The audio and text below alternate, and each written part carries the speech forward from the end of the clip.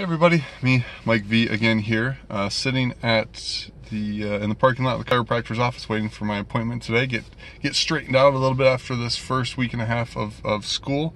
Yesterday was a challenging day, to say the least. I'll talk about that in my teaching journal update next Wednesday. But today I want to talk about the experiment kind of sort of that I did in class yesterday.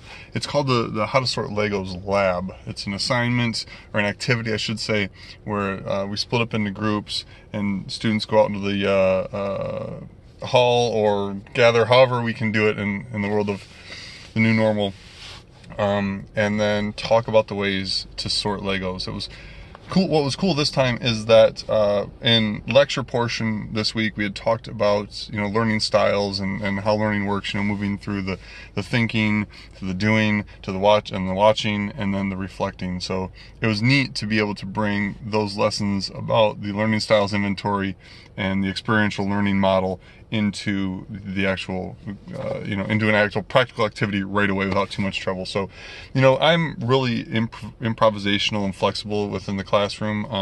I don't even know what we're going to do every day. Obviously I have a big bucket of things that we can pull out to make stuff happen, but today what I did, and I made the decision kind of walking in the room, and what I did is I went into my closet where we have our Legos, and I pulled out, a tub of Legos, a big tub, bigger than, not one of the little ones, not one of the ones you can buy, but like one of the big moving type plastic tubs.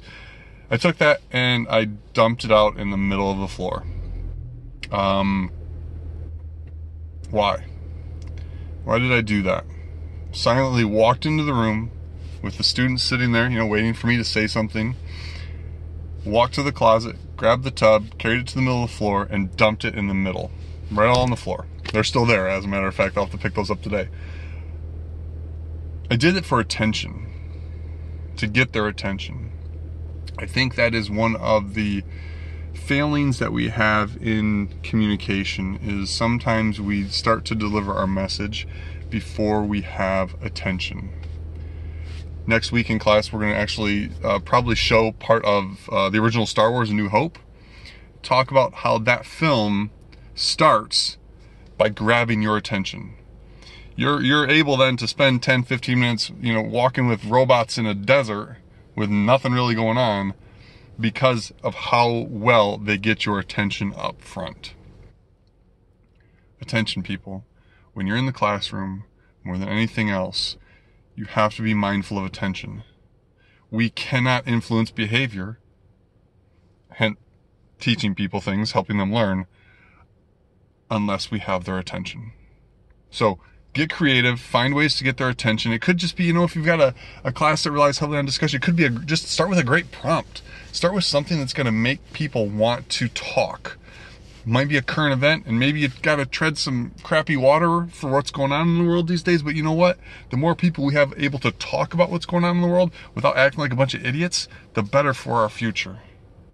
So, advice today. If you're trying to change someone's behavior, teach them something, you have to get their attention first.